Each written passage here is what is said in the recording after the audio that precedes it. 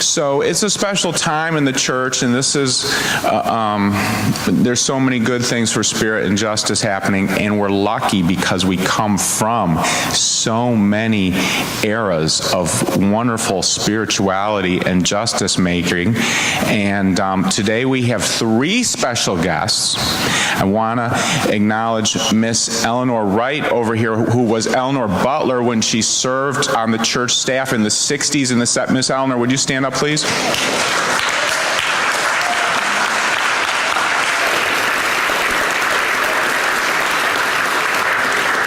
And here we have my friend and colleague, Reverend Dr. David Parke, who served from 69 to 75, and his wonderful, beautiful daughter, Robin, just a beautiful human being.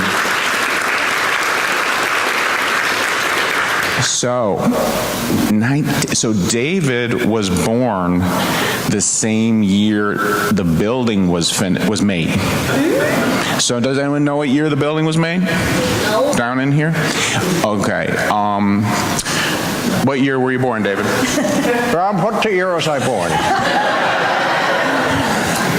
1928. 1928. So how old is David?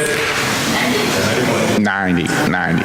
And he served here from 69 to 75, and I will tell you, for me, there's so many things that were happening in this church in that time period under David's ministry, which are so critical to us today, that make us who we are better for working for justice and speaking out truth in the face of power sometimes when people in charge, including in the government, aren't doing the right things. So I could talk to you about that for a long time, but you hear from me all the time.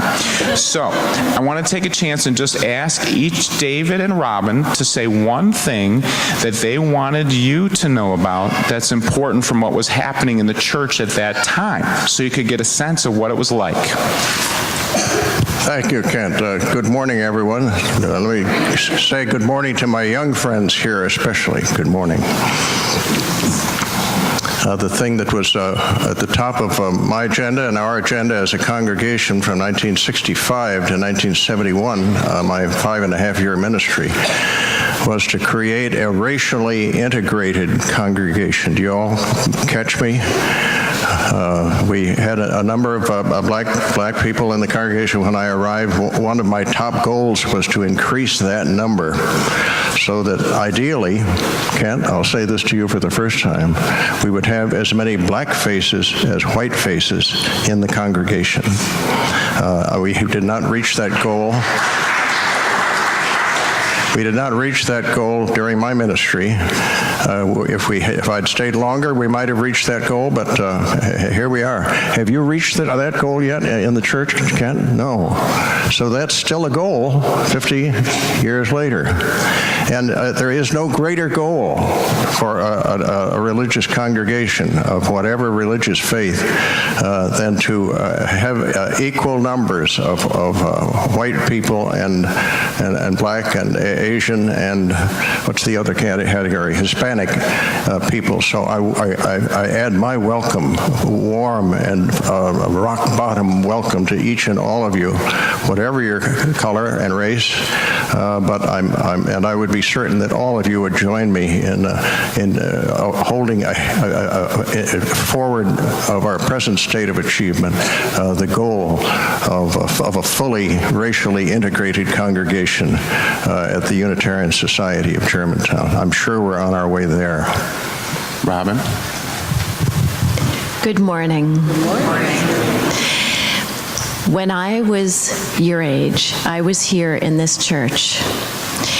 And I used to look forward to coming to church every Sunday, because church here in this building and with the people who were here and with Eleanor, who I remember well, church here was about being together with all of the other children, my friends, and with the adults who were also my friends.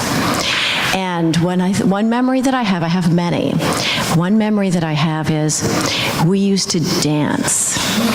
And I remember one Sunday, well, my mother, many Sundays, my mother was involved with what was called sacred dance, where she taught dance with a focus on praying and storytelling as we would with what we're learning in the church.